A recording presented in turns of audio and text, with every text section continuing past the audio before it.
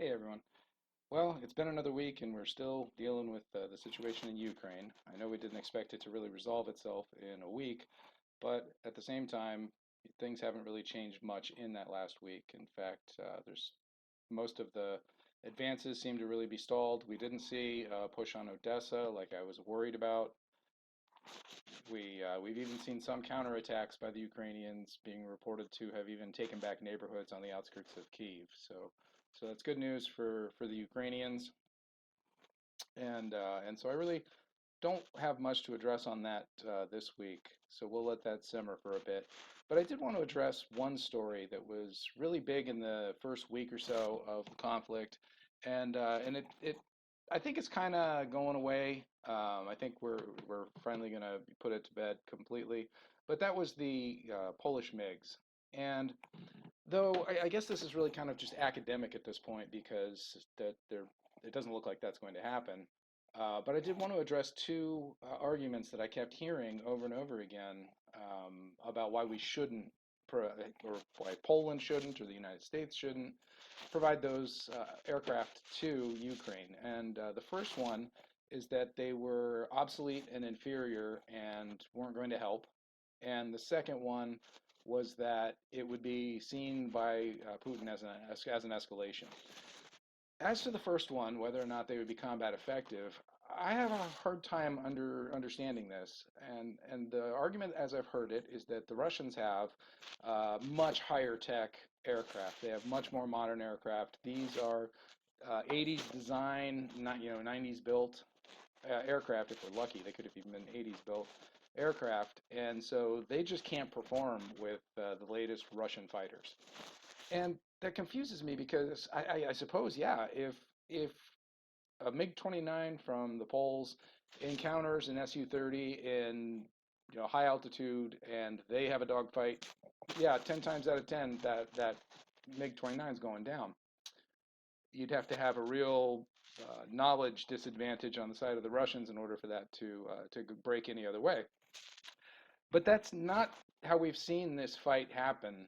Um, as Americans, we like to and I can't speak for everybody, obviously, but when we think of air combat, we think of the Germans in World War II, the high altitude bombing campaigns. We optimized our fighters to perform at high altitudes so that they could escort the bombers, dogfight the Germans, and then bring the bombers home. Well, on the East Front, it was a little different. Things were optimized for low altitude because it was all about battlefield support. So their aircraft, like the Yak-9 and the LA-5, those fighters performed best at medium to low altitudes. And so, for example, if and I'm just spitballing off my top of my head here, I believe that a Yak-9U, one of the late versions of the Yak-9, could outrun a P-51 Mustang at sea level because it was much more important for it to do that on the East Front as it was as opposed to the West. And the reason why I bring that up is because we see a lot of that in the air combat that's being fought right now. It's low altitude passes. They're making sweeps coming into low altitude so they can avoid being attacked by the SAMs, and they're looking for targets of opportunity. And those targets of opportunity, what they really want, obviously, the MiG-29s wouldn't be looking for Su-30s. That wouldn't be a fight they would want. What they're looking for are Su-25s that are bombing a Ukrainian tank column. What they're looking for are helicopters that are, digging out an infantry unit. And so, yeah, I think that absolutely they could be deployed combat effective. They absolutely could make a difference. Oh, okay. Well, then aren't you saying then if they could make a difference, then doesn't that lead more towards the other argument against sending them, which was that they would be combat in, or I'm sorry, which would be that they'd be seen as an escalation by Vladimir Putin.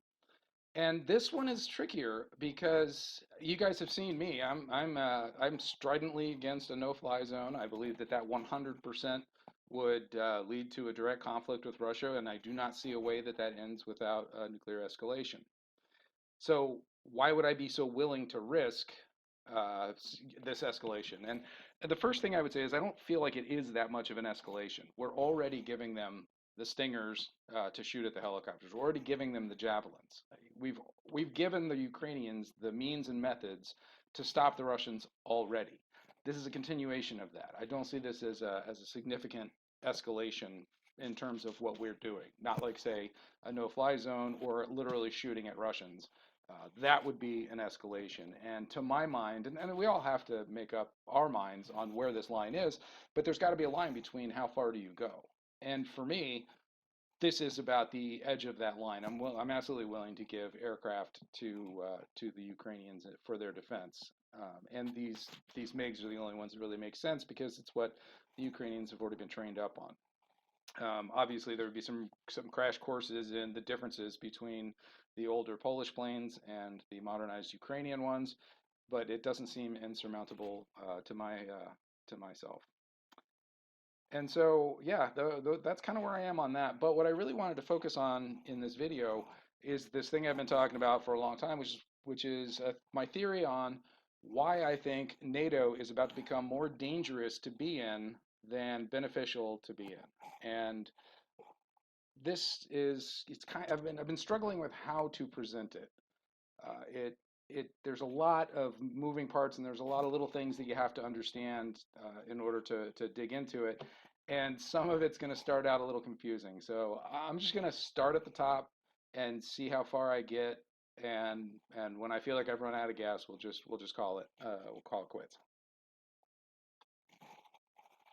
Okay, the most important thing to know is how much of a fan I am. I mean, I absolutely love Marxism and critical theory. These are two of my favorite things. And I know I probably just lost half of my readership and all of my followers, but hear me out. I think, and let's make sure that we're clear, I think that Marxism and critical theory are absolute wet garbage as a means to run an economy or a society. It's absolute trash. And that's not what I love about him.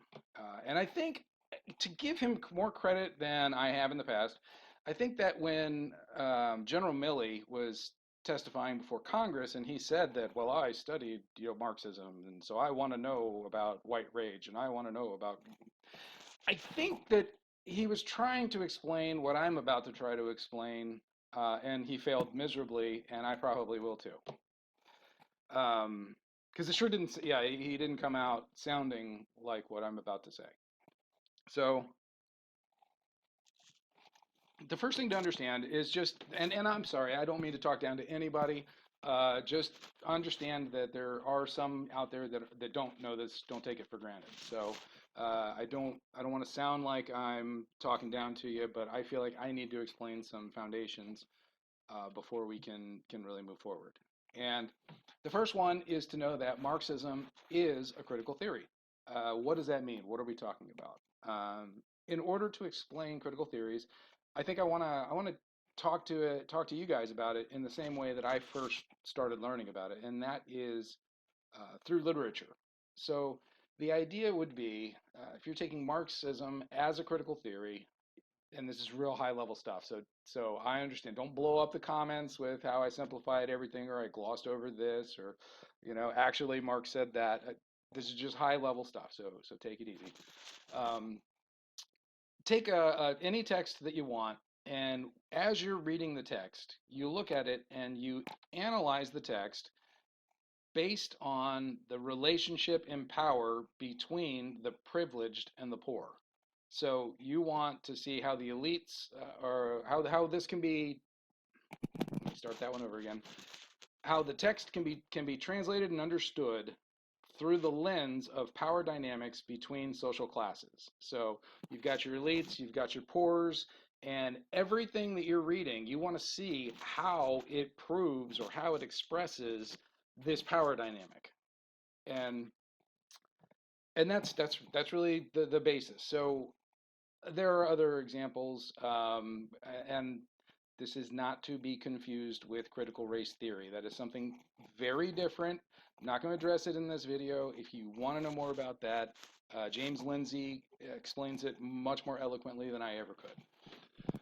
But if you use a critical theory based around race, you do the same thing. You read a document, you read a story, and you look at it through the view of how does it express itself, or how does it show the power dynamic between uh, minority classes and majority classes. Same thing with feminism. Feminist literary critique does the same thing. You take everything that you read and you analyze it by looking at how it reflects gender roles. Does it break those gender roles? Does it reinforce those gender roles? Do the characters act based on those gender roles?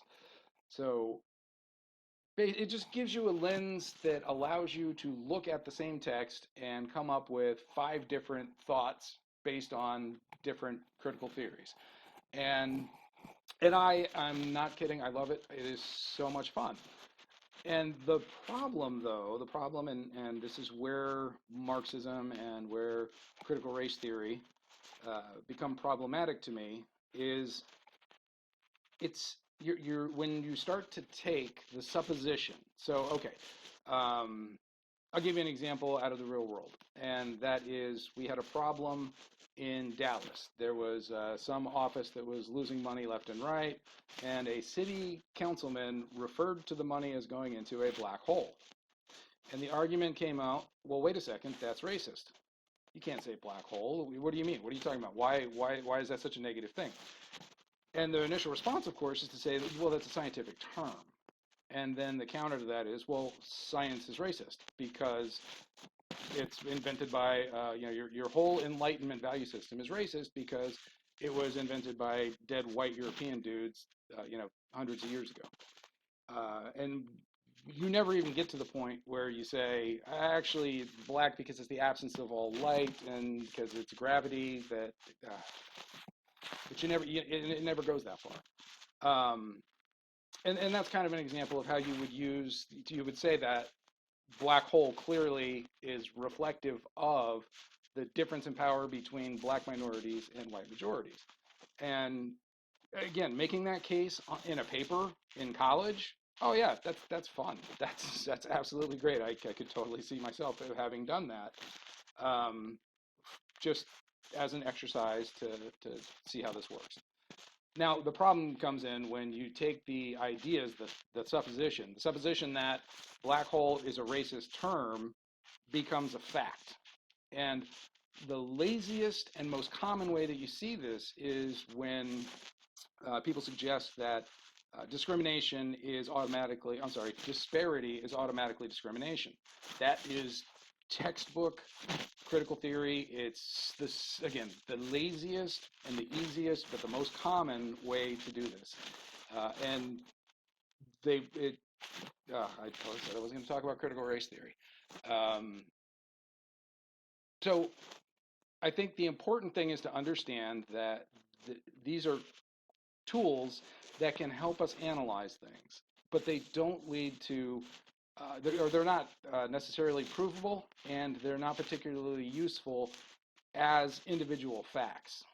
And so when I was in college, I did not plan on going to law school. That was definitely a backup plan for me. My actual plan was to get a PhD in international relations.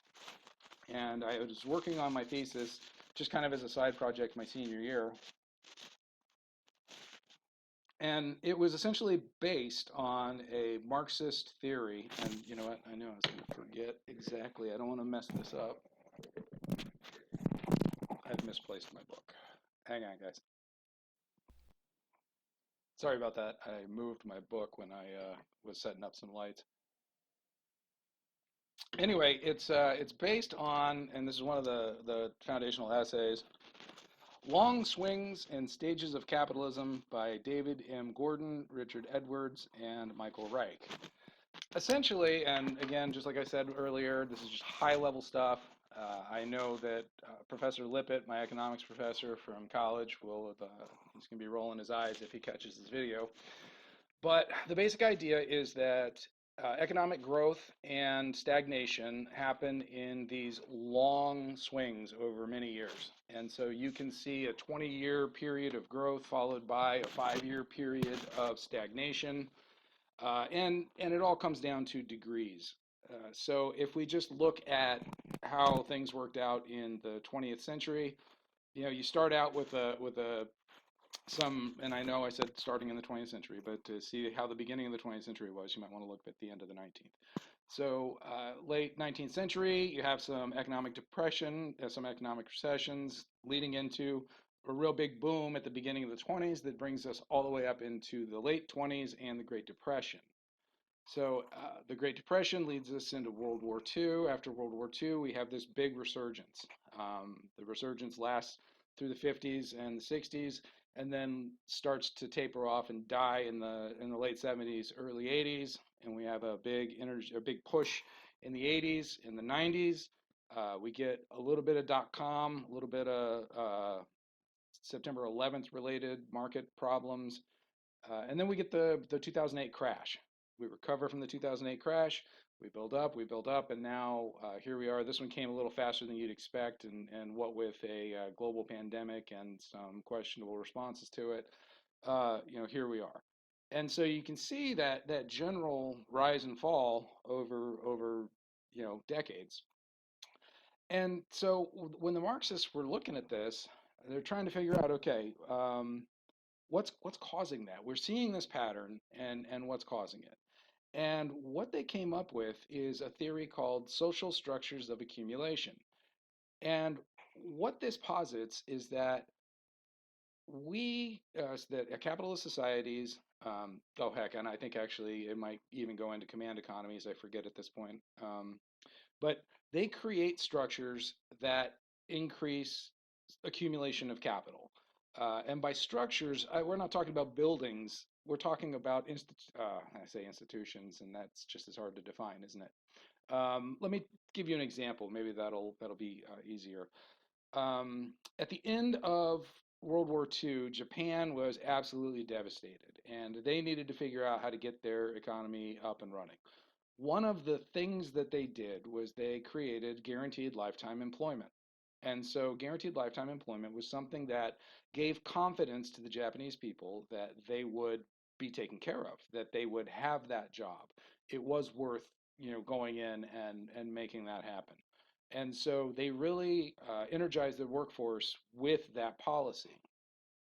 There was another policy that they had, which was focusing on several of what they call the keiretsu, which were the giant conglomerate companies, Mitsubishi, Yamaha. I used to know them all off the top of my head, but these were essentially almost family-run operations, and they really focused on creating these gigantic, seven, I think there were seven, I could be wrong, companies that could essentially take on all of the manufacturing, everything that Japan needed to really spool up that economic engine. And so those are just two examples, and each one of those would be considered a social structure of accumulation. One of my personal favorites we're all dealing with right now. I hope you refinanced your mortgage last month, because one social structure of accumulation that we used to get out of the 70s recession is the Fed monetary policy, where they manipulate the prime interest rate in order to attempt to speed up or slow down economic growth. And so in this case, they're raising interest rates with the hope of reducing the supply of money, reducing access to money, and trying to then use that to fight inflation. So that's another example of a social structure of accumulation. Now, when you have all those, so with those examples of what social structures of accumulation are, well, how does the theory work? Well, the theory works that each one of these social structures of accumulation has internal contradictions that cause them to break down over time. And it's kind of neat to watch and analyze this, because especially in retrospect, it's easy. The trick is trying to figure out how to get ahead of it. Um, so breakdown over time. Let's talk about the Japanese example of lifetime employment. Lifetime employment was great when you didn't have any employees and you had a very young population because so many of the older population had died. Well, that was great in the 1950s and 60s. You had an energized workforce, you had a young workforce, and you had more work than they could possibly ever do. But by the time the 1980s hit, all of a sudden they were running into a problem where they didn't have enough work for everybody to do. And now they had their their mediocre performers were still guaranteed a job, and so they would have office men who would come in, sit down at a table, and literally do nothing for 8 hours a day, and still get a paycheck, and that's a drain.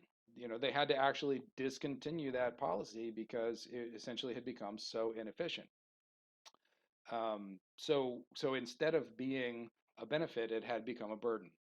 And the same thing with focusing on the keiretsu and supporting the keiretsu, the tight relationship between the government and the companies. I would probably stop short of calling it crony capitalism. I'm sure there are some that would, but well, that became the keiretsu themselves became so giant as to become almost unmanageable. I mean, for crying out loud, it always made me laugh. I had an electronic keyboard when I was a kid that was made by Yamaha. What the hell did that have to do with anything? They're making golf clubs. I grew up knowing them as making motorcycles. So they had just diversified into so many areas that they became unwieldy as organizations when it would have made much more sense to have smaller operations that were more focused on the individual products or product lines or even industries. So there's kind of a secret blend there somewhere. There's a secret spot where you're just big enough, not too big, not too small. And unfortunately, the Japanese found themselves on the way too big side, which caused, again, more economic problems. That's not everything that goes into the Japanese economic collapse in the 90s, but um, it's just a couple of examples. It's kind of the same thing with the Fed's use of the prime interest rate to speed up and slow down the economy. Um, for years, I mean, starting in the 2000s, we started to flirt with practically, under 5%, practically 0% in prime rate. And once you do that, well, there's no more pedal left. You can't push the pedal down anymore. Um, and so I think that tool has become less effective over time. But on the other hand, you can also say that until now, we haven't really needed to use high interest rates to fight inflation. So whatever other benefits we got, it wasn't needed for that. And so hopefully it'll still work for us now.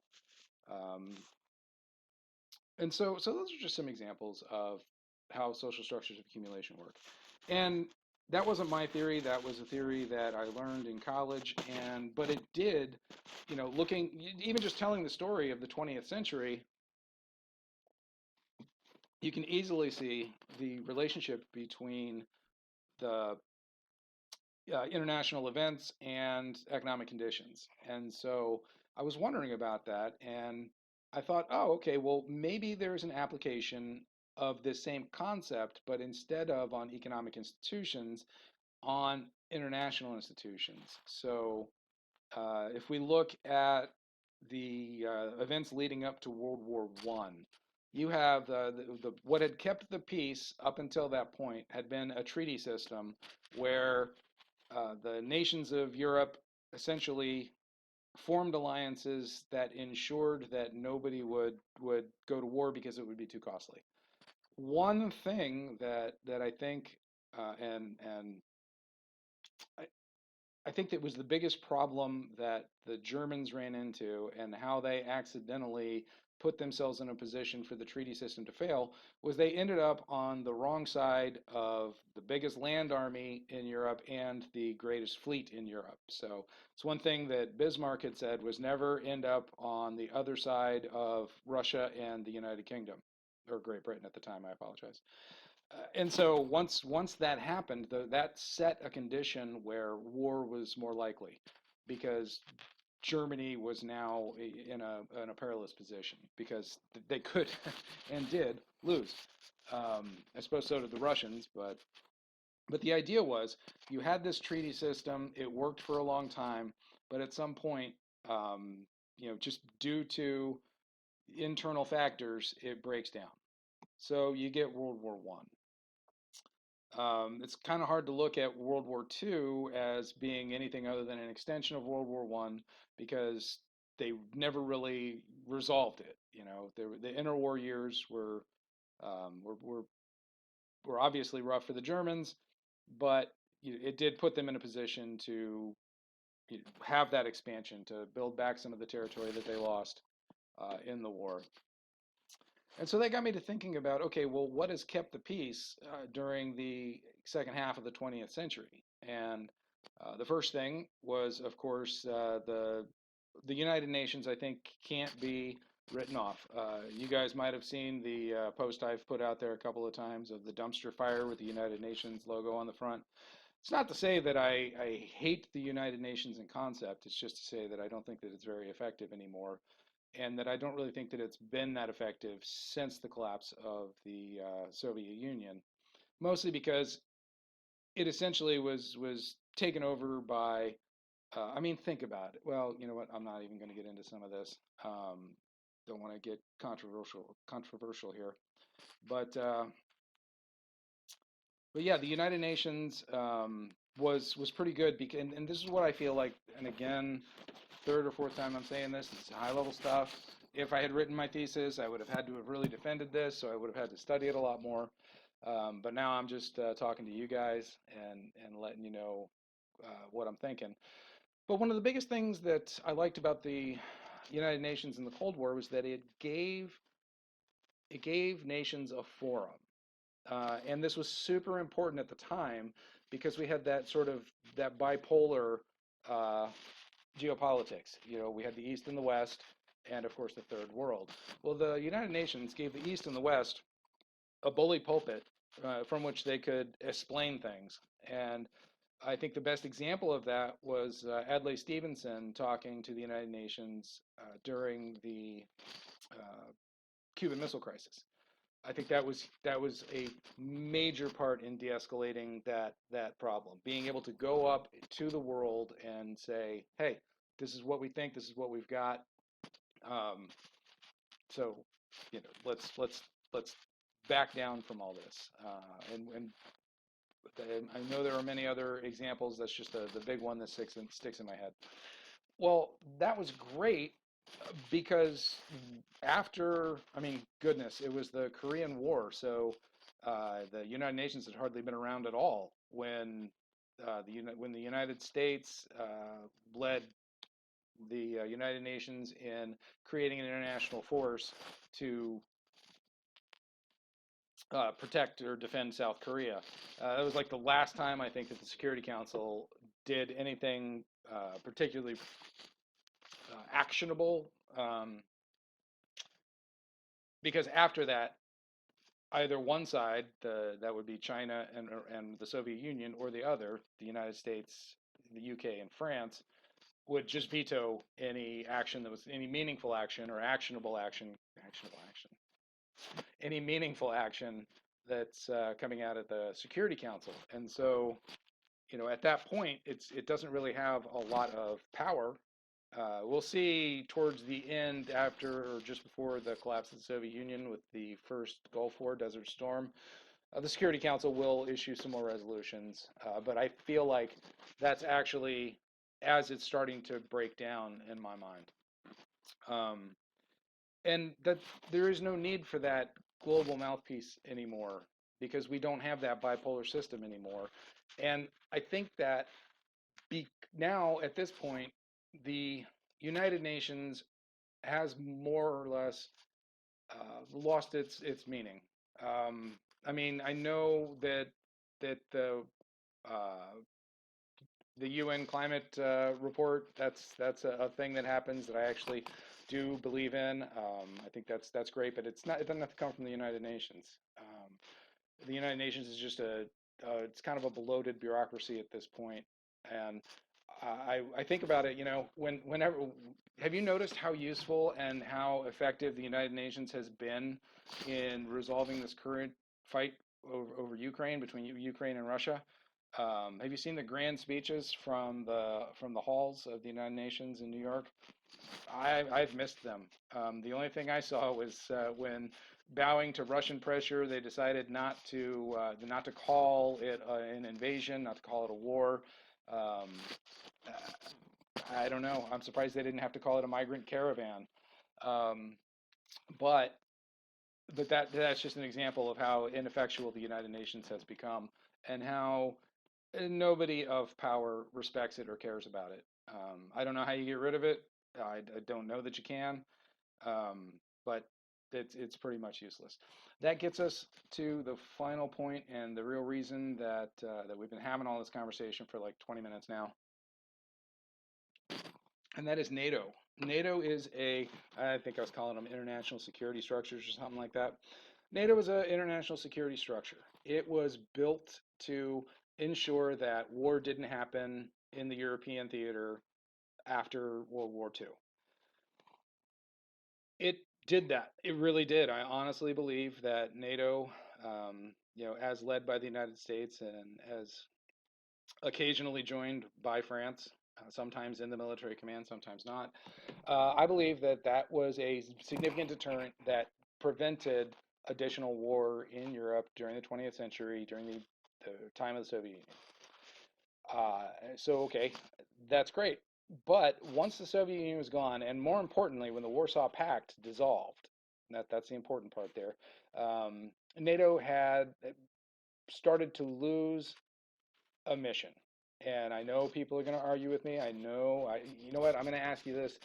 Disagree with me. I appreciate that. We can have a respectful conversation.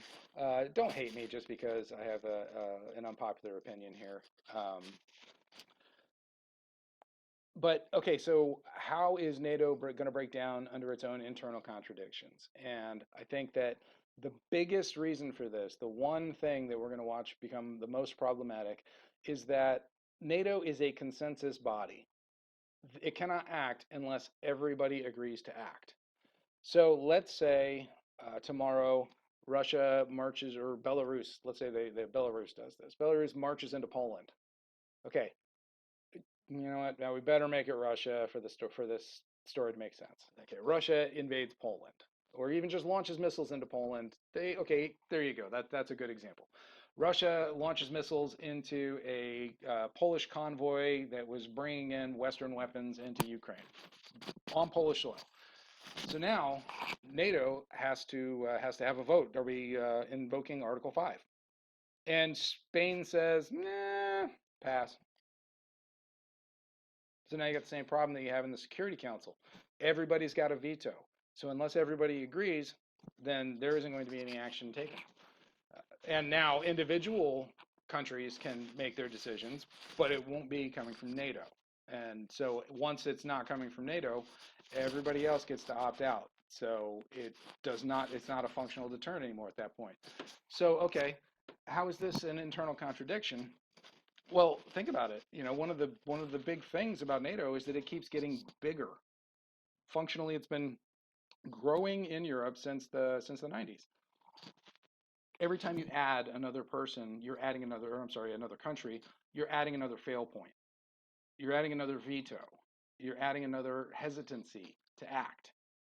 And especially when they're not facing, like France isn't facing the threat of annihilation from Russia.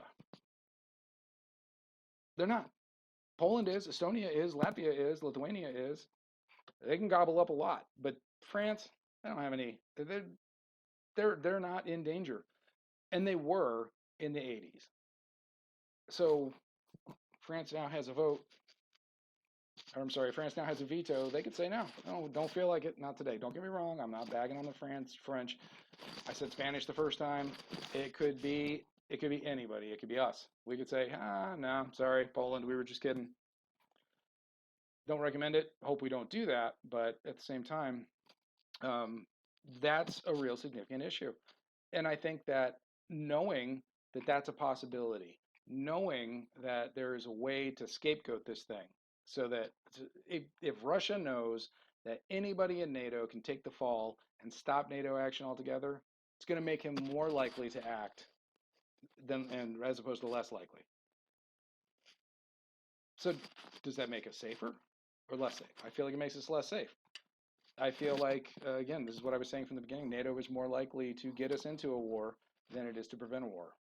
And it's specifically because of these types of internal contradictions. Growing too big and being a consensus body, it's a recipe for disaster. Now, I'm not saying, okay, you guys, a lot of you guys know me, I'm a libertarian, but I've never been an isolationist, okay? I don't believe in that. I believe in security agreements. I believe that we should absolutely have alliances, and we should absolutely have mutual defense pacts. Absolutely, 100%. But I don't think NATO is right for the time. I think that we need something different. I mean, I would tell you that a bigger, prior to the invasion of Ukraine, I would have said the inability of European governments to pay 2% would be a key factor to why NATO was going to become less effective. Um, Now that doesn't seem as important, and especially because they are talking about rearming. So there is that. But um, anyway, and I'm sure there are a lot more examples. And once upon a time in my life, I planned on spending about 7 years finding them and studying them and dissecting them and defending them. But for now, this is what you get. So anyway, I hope that you guys enjoyed this. I hope that I'm making sense over here on my side, and I'll talk to you guys soon. Thanks.